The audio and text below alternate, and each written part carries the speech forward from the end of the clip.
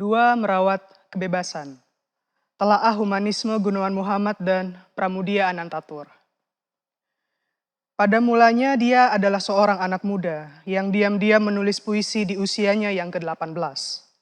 Itulah kebebasan pertamanya sebagai seorang penyair. Kebebasan yang sekaligus melemparkannya pada dunia penciptaan yang menggelisahkan. Dia adalah anak muda yang dulu begitu percaya pada kata-kata Bung Karno bahwa revolusi menolak hari kemarin dan membangun hari ini. Dia menuliskannya dalam esai-esai, permenungannya atas kelindan zaman, sembari dengan naif meyakini kemerdekaan kreatifnya masih bisa dia pertahankan. Dia adalah anak muda yang berada dalam simpang pilihannya, seorang yang mengakui kemalin kundangannya, yang selalu asing dengan tradisinya sendiri sekaligus kenyataan sejarah pada masanya. Dia menjadi saksi dari sebuah zaman penuh gejolak. Zaman ketika baginya hanya ada satu revolusi, 1000 slogan dan 0 puisi. Kemudian dia bersikap, menurut cara yang diyakininya menandatangani manifest kebudayaan. Bandul berayun berujung pelarangannya dan dia justru memandang itu semua sebagai kemerdekaan dalam diam. Lalu tanpa diduga, zaman ternyata berbalik, kali ini jauh lebih mendahsyatkan. Sebuah orde tumbang dan orde lain yang lebih otoriter pun bangkit. Dialah Gunawan Muhammad, dan di seberang sana, dari sisi yang gelap dengan suara nan bertenaga, seolah-olah selalu ada Pramudia Anantatur, sang pengarang lekra terkemuka itu.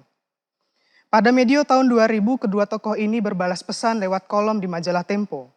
Surat-surat terbuka itu tercatat sebagai momen terakhir mereka bersilang pendapat sebelum Pram berpulang pada 30 April 2006. Yang mereka perdebatkan, apa sebab Pram tidak mau menerima permintaan maaf dari Gus Dur, Presiden Republik Indonesia atas peristiwa sejarah 1960-an kala itu. Mengapa Pram seolah-olah tak ingin menutup pintu masa lalu menuju pintu masa depan sebagaimana yang dilakukan Nelson Mandela dari Afrika Selatan? Jawaban Pram tegas, saya bukan Nelson Mandela dan tidak ingin menjadi dia. Kelanjutannya pun membuat terhenyak. Permintaan maaf itu dianggapnya sebagai basa-basi karena tidak menyelesaikan persoalan dan tanggung jawab negara atas pemenjaraan, penyingkiran, penyiksaan yang Pram dan teman-temannya alami. Yang saya inginkan ialah tegaknya hukum dan keadilan di Indonesia, kata Pram. Orang seperti saya menderita karena tiadanya hukum dan keadilan. Saya kira ini masalah negara, menyangkut DPR dan MPR, tetapi mereka tidak bicara apa-apa. Itu sebabnya saya menganggapnya sebagai basa-basi dan basa-basi tidak lagi bisa menghibur saya, kata Pramudia. Tapi apa sebenarnya yang membuat GM dan Pram seakan selalu berselisih jalan? Apakah semata lantaran sikap-sikap politik pada tahun 1960-an kala itu, di mana Pram begitu erat dengan lekra, sementara GM menjadi salah satu pendukung manifest kebudayaan? Apakah perdebatan mereka menyangkut pula perbedaan perspektif tentang kesenian dan kesusastraan? Atau malahan yang lebih esensial dari itu, yakni cara mereka sebagai sastrawan dan sebagai manusia dalam menyikapi kehidupannya? Manusia dan dunianya yang terkemuka dalam karya-karya sastra memang selalu menarik buat dibaca. Irisan laku, pikir, para karakter dalam menyikapi konflik, begitu juga permainan watak yang membuka tabir-tabiat tokoh-tokohnya acap kali menggoda kita untuk masuk dalam jalinan cerita dan di sisi lain mengundang serangkaian permenungan. Hanya saja, apakah dunia dalam sastra mesti berbicara tentang kemelut manusianya saja? Berbagai diskusi dan kritik perihal cara pandang subjektif antroposentris di dunia kreativitas, bahwa manusia adalah pusat segala kisah telah menyanggahnya. Manusia tiada beda dengan karakter-karakter lain yang mungkin tercipta, yang seluruhnya ialah pembangun dan penguat kisah. Apa yang selama ini menjadi pusat narasi, yakni dewa-dewa yang ternyata mencerminkan sifat-sifat manusia, figur pahlawan yang terengginas pemberani sampai sosok gelandangan tak bernama kini disandingkan dengan suara dari para tokoh seperti katakanlah hantu, hewan, ataupun benda mati. Tapi bukankah karya sastra dibuat oleh pengarang, yaitu seorang manusia yang mesti juga menyuarakan sikap-sikapnya mengenai kehidupan? Di tengah berbagai kemungkinan kreativitas menuliskan tokoh manusia untuk membicarakan kemanusiaannya memang menjadi pilihan yang paling mudah. Hanya saja bagi Pramudia Anantatur, pilihan penceritaan subjektif seperti ini bukanlah soal mudah atau tidak. Dia meyakini cara ini sebagai cerminan dirinya, sosok keakuan yang bergelut dan berjuang meraih hak-hak kemanusiaannya di tengah revolusi yang penuh konflik. Sesuatu yang kelak dikritik oleh Gunawan Muhammad atau GM sebagai kuatnya posisi sang subjek. Untuk memahami konteks karya Pram, penting untuk menilik latar belakang penciptaannya. Jurnal Indonesia terbitan Cornell University pada Oktober 1983 memuat sebuah esai proses kreatif Pramudia. Diterjemahkan oleh Benedict Anderson, inilah kiranya tulisan paling rinci dari Pram soal latar belakang penciptaan karyanya terkhusus perburuan dan keluarga gerilya. Yang menarik dari tulisan tertanggal 1 Juni 1983 itu ialah kilas balik pengalaman Pram tatkala mengalami momen menuju Patiraga di bilik sel penjara Bukit Duri pada tahun 1948. Bahwa betapa di sela napas antara hidup dan mati, dibayangi pertanyaan tentang diri dan yang ilahi, dia menyadari hadirnya pencerahan yang lantas menjadi alan kreatifnya selama ini. Bahwa proses kreatifnya tak beda dengan pengalaman meditatif, conditio sine qua non, di mana manusia atau kreator menyatu dengan sang pencipta dan dalam kesadaran ini melampaui ruang dan waktu dan hanya akan terjadi apabila, ini sebuah kata kunci, diri memiliki kebebasan pribadi yang padat. Penjelasan selanjutnya tentang proses kreatif Pram ialah kerja kreatif sejalan dengan memuliakan Tuhan dan bersamanya melahirkan entitas baru yang kemudian hidup di luar kerangka waktu. Kondisi entitas ini tetap sebagaimana kelahirannya, kebal dari pujian maupun cacian, tak tergoyahkan di hadapan kritisisme, analisis, dan interpretasi akademik. Tafsiran beragam terhadapnya justru menunjukkan sisi kemanusiaannya dan kendati dilakukan interpretasi berbeda sepanjang masa, entitas baru ini tidak akan pernah menjadi bentuk anakronisme. Jadi ada dua kata kunci dalam proses kreatif Pramudia ini, yakni posisi sang diri dan kebebasan yang padat. Ciri subjektivitas sudah tentu kentara bahwa apa yang melekat pada diri si pengarang serta-merta turut mempengaruhi kreativitasnya. Penjabaran konsep kreatif seperti ini tidak lepas dari gagasan materialisme subjektif ala Karl Marx yang kemudian diterjemahkan dalam bentuk estetika realisme sosialis. Materialisme menurut Marx berbeda dengan pengertian klasik abad ke-18 di mana benda, realitas, keindrawian hanya dimengerti dalam sebatas objek atau kontemplasi tanpa menyinggung aktivitas atau laku manusia yang menyebabkan terbentuknya realitas tersebut.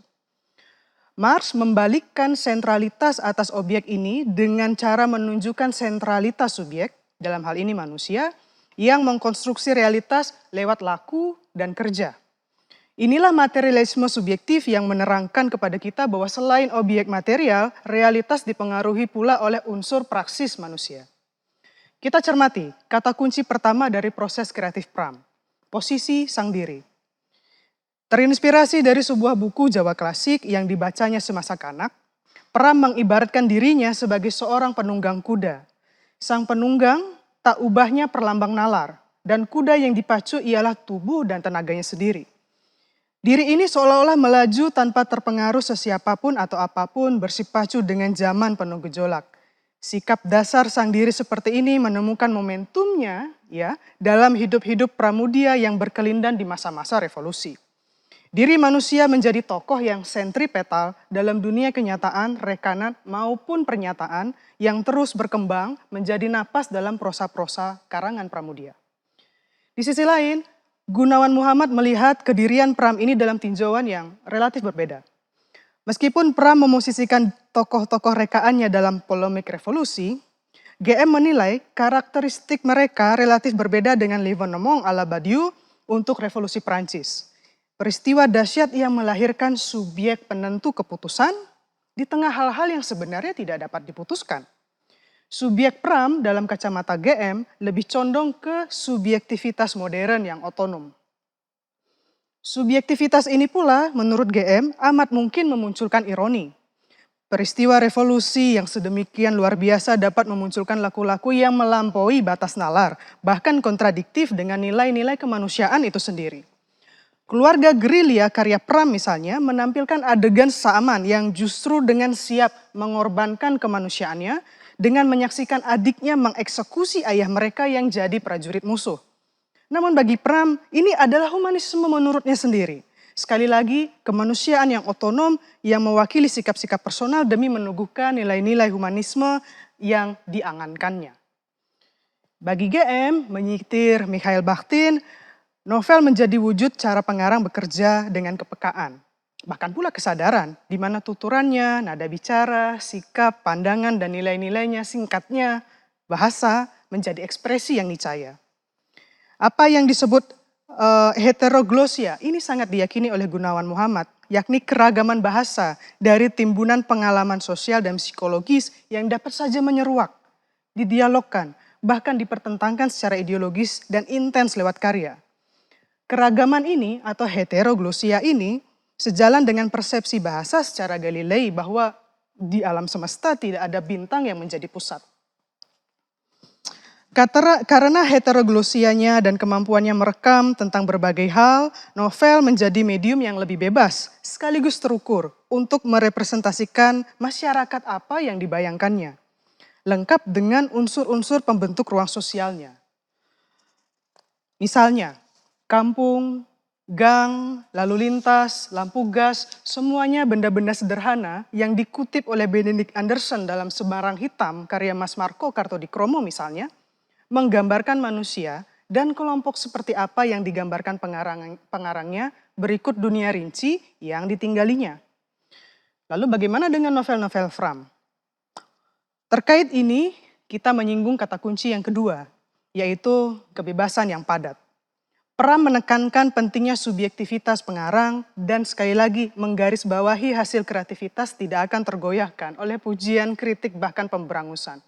Tapi konsekuensi dari keyakinan ini sudah tentu mengarah ke sentralitas sang pengarang yang merasa leluasa untuk menentukan segala sesuatu dalam dunia rekaannya. Tapi apakah dengan itu, Pram kemudian menjadi seorang pengarang yang tiran terhadap dunia rekaannya yang bisa saja mengabaikan segala detail, logika, bahkan nilai hanya demi mempertahankan ideologi serta visi kreativitasnya? Dalam Puisi dan Antipuisi, Gunawan menyoroti beberapa kelemahan prosa-prosa Pram di mana tokoh-tokohnya dianggap lahir bukan karena discovery, melainkan karena invensi, terkhusus pada karya yang ditulis tahun 1960-an. Menurut GM, lewat prosa-prosa ini kentara sang pengarang membuat faktualitas tidak langsung jadi relevan. Contoh yang diangkat ialah novel Larasati tahun 1960 yang mengetengahkan tokoh Ara yang konon adalah seorang bintang panggung dan bintang film usia 27 tahun. Kesohorannya membuat Ara dieluk-elukan oleh para pejuang revolusi dan ketika dirinya dihadapkan dengan tentara Kenil untuk main film propaganda anti-revolusi, Ara pun menolak. Alih-alih disekap dalam penjara kaum ekstremis, Ara justru diantarkan pulang ke rumah ibunya di kampung. Sebagai pembaca, GM merasa tidak mendapat cukup gambaran untuk mengenal tokoh perempuan ini. Film macam apa yang dibintanginya?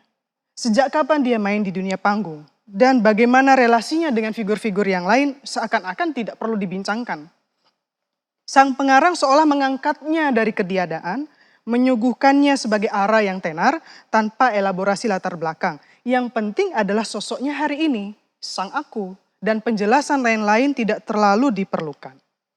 Tapi meskipun GM mengungkapkan kritik ini, GM juga mencatat perubahan kecenderungan keakuan tunggal ke penyadaran akan hadirnya sosok-sosok jamak lain yang sama pentingnya, tergambar dalam kumpulan cerita mereka yang dilumpuhkan.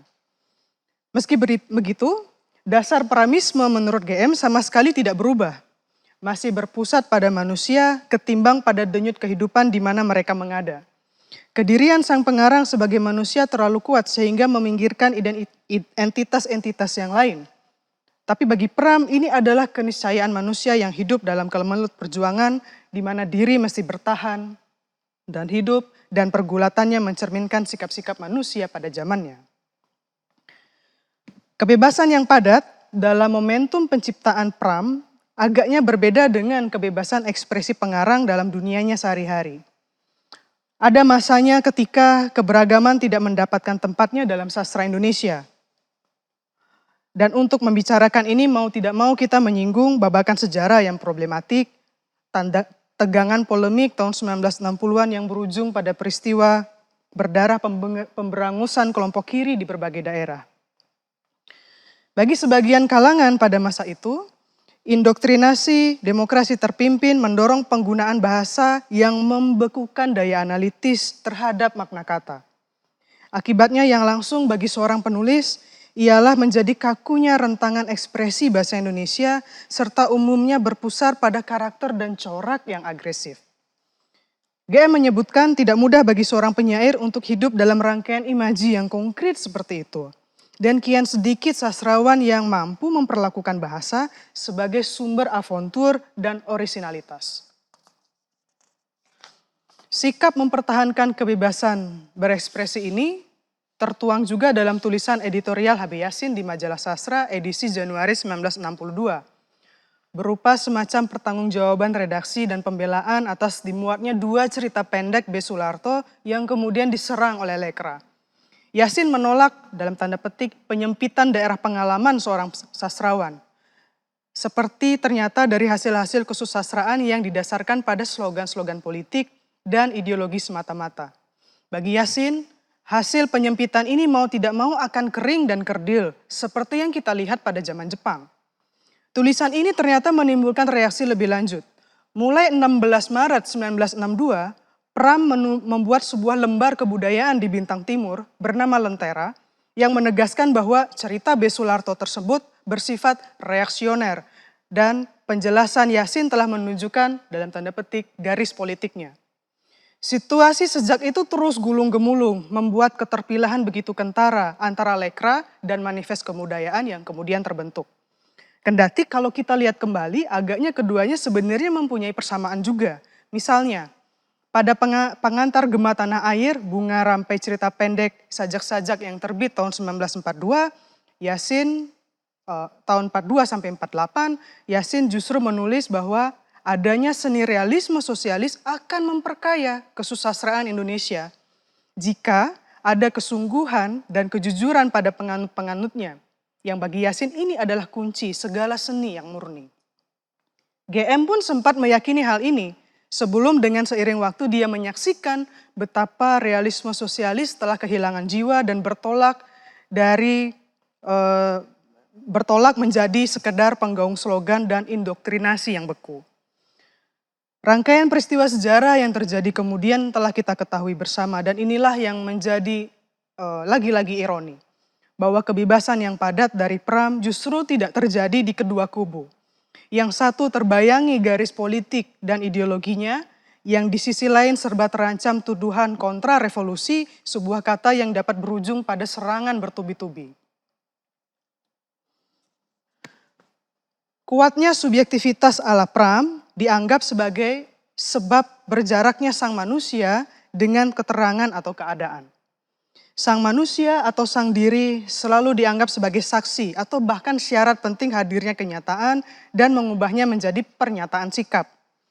Cara pandang ini menurut GM tidak lepas dari pokok pikiran Pierre Teilhard de Chardin yang ditafsirkan Pram sebagai Renaissance, humanisme, dan of Larum, kelanjutannya, di mana posisi manusia menjadi tidak terbantahkan. Subjek kenyataan dan pernyataan menemukan titik temunya dalam realisme sosialis. Dalam konsep ini, manusia menjadi pusat dan ditampilkan hampir seluruhnya sebagai pemenang. Suatu ciri optimisme yang lekat dengannya. Dalam sekali peristiwa di Banten Selatan misalnya, ini adalah karya pertama Pram semenjak ditunjuk sebagai anggota Komite Sentral Lekra dan merupakan hasil reportase perjalanannya ke Banten pada tahun 1957.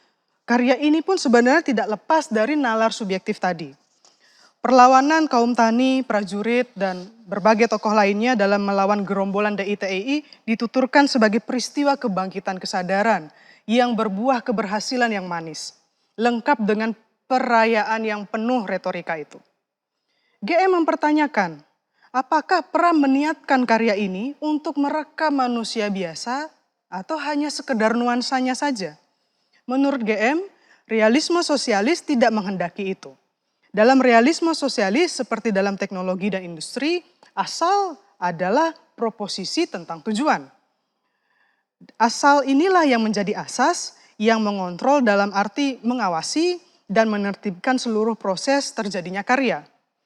Bawah sadar tidak diperhitungkan dalam realisme sosialis. Kesadaran yang diharapkan ialah kesadaran yang transparan, yang taat asas alias kesadaran yang berarah. Akan tetapi nalar ideal ini sebenarnya problematis, terlebih ketika subjektivitas ini didekatkan dengan kesadaran proletariat. Kesadaran nalar ideal ini kemudian diwakili justru oleh partai, dan partai diwakili oleh aparatus. Politik kemudian menjadi panglima dan menjelma sebuah formula yang membeku tak ubahnya rumus para birokrat. Di sini GM lebih setuju pada Luca yang menyerukan agar seni dan sastra semestinya berpindah dari pandangan birokrat dan kembali ke tribun. Sebuah metafor tentang suasana yang berkobar di awal Revolusi Oktober.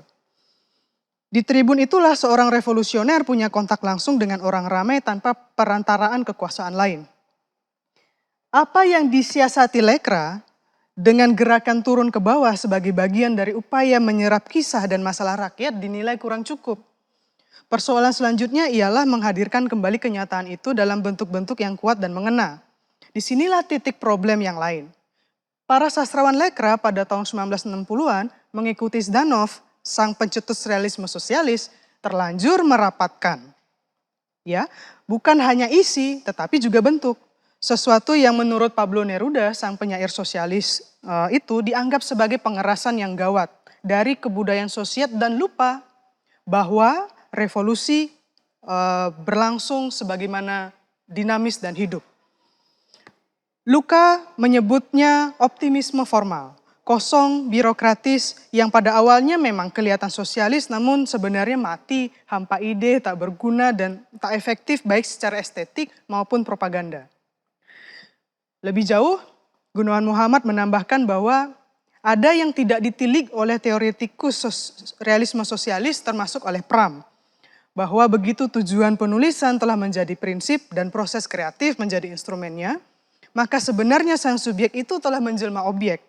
Dalam hal ini objek dari ideologi dan politik. Jadi sang subjek itu tidak lagi memiliki kebebasannya. Arah penciptaan diatur dalam proses garis lurus antara pengarang, karya, dan pembaca. Sebuah totalitas penciptaan yang sebenarnya diangan-angankan. Persepsi bahwa Pram dan GM selalu berseberangan boleh jadi terbentuk karena dasar-dasar yang sifatnya serba politis. Dari hubungan yang terbentuk dalam kerangka antagonistis, bingkai, kawan maupun lawan. Namun jika misalnya kita menengok kembali pemikiran keduanya, sejatinya mereka tetap menawarkan hal yang serupa, yakni upaya menjadikan kesenian, termasuk di dalamnya sastra sebagai medium menyuarakan kemanusiaan, kendati dengan pendekatan yang tentu berbeda. Bila Pram meyakini manusia sebagai pencerita yang paling sahih untuk mewartakan humanisme, GM memandang bahwa selalu ada kemungkinan cara pandang lain dalam mengumandangkan kemanusiaan. Ketika Pram meyakini karya sastra mesti mewakili semangat kerja keras bersama dan ditegaskan dalam garis-garis politik sosialis, GM melihat ini sebagai bentuk penyeragaman yang menjadi batu sandungan terhadap kreativitas. Perlu ditambahkan selanjutnya bahwa GM sebenarnya tidak antipati terhadap ideologi kiri maupun sosialis. Malah dalam beberapa sisi bersimpati, misalnya pada kreativitas ala Brecht, seorang kiri yang memilih berpisah jalan dengan haluan partai yang baginya membelenggu. GM mungkin hampir sama dengan Brecht percaya bahwa sosialisme bisa sekaligus menawarkan pembebasan. GM juga membaca, menelaah dan dalam beberapa situasi justru mengadaptasi pendekatan kiri. Baik dalam kekaryaan maupun kiprahnya sebagai pendiri majalah Tempo, media yang kita tahu berani menghadapi rezim Orde Baru dan karenanya berkali mengalami pemberedelan. Menarik untuk mencatat bagaimana tradisi dialog era 1950 sampai 1960-an tumbuh dan mempengaruhi perkembangan wacana dan karya sastra pada masa itu. Media massa yang pada waktu itu tidak hanya menghadirkan karya-karya sastra yang terkurasi, misalnya dulu yang dilakukan oleh Sultan Takdir Ali Syahbana dan diteruskan oleh HB Yasin misalnya. Melainkan juga media massa pada waktu itu memajang perdebatan intelektual yang merespon peran kesusastraan bagi bangsa Indonesia yang baru saja merdeka. Gemap polemik kebudayaan era pujangga baru masih terasa, mendorong beberapa penulis untuk menimbang kembali kehadiran karya sastra dalam kelindahan konteks kelokalan, keindonesiaan, dan kaitannya dengan sejarah dunia. Meskipun milieu sastra kala itu berada pada kompleksitas posisi dan perannya, tradisi kritik masih berdasar pada kekuatan teks dan terus coba dipertahankan, salah satunya oleh Yasin. Namun zaman kadang-kadang punya kehendak lain. Dan seberapapun analisis atas karya dikedepankan, situasi era itu dibayang-bayangi gairah revolusi ternyata menuntut partisipasi lebih besar daripada seniman. Dan politik dipandang sebagai jalan peneguhan sikap bahkan untuk soal kreativitas sekalipun. Maka perdebatan yang tadinya bertitik pangkal dari kekaryaan kian condong ke sikap-sikap politis pengarang dan akhirnya mengubah tradisi kritik ke dalam situasi yang serba polemik. Perbincangan perihal tokoh pokok seringkali terkaburkan oleh pandangan akan sosok yang pada keadaan berikutnya justru menebalkan garis-garis pemilahan. Termasuk demikian yang terjadi antara Manifest dan Lekra. Pram dan GM adalah pemikir yang berada pada kelindahan zaman yang terjal, termasuk pada bayang-bayang kuasa negara yang dapat dengan mudah memainkan laku otoritatifnya. Para sastrawan ini tumbuh dari tradisi intelektual penuh perdebatan, sesuatu yang membutuhkan nalar kritis hingga kesabaran. Namun berkali juga sejarah menunjukkan bahwa mereka yang terbutakan untuk melanggengkan kuasa seringkali mengabaikan proses dialog dan mengambil jalan singkat demi melanggengkan kekuasaannya, yaitu lewat pelarangan, pemberangusan, pemenjaraan, dan seterusnya. Baik Pram maupun GM dengan pengalamannya masing-masing mengalami bagaimana hak sebagai manusia dapat begitu mudah dirampas oleh nalar kuasa ini. Dan dengan begitu mereka sebenarnya melawan musuh yang sama. Dan boleh dikata mereka tidak sepenuhnya benar-benar berseberangan.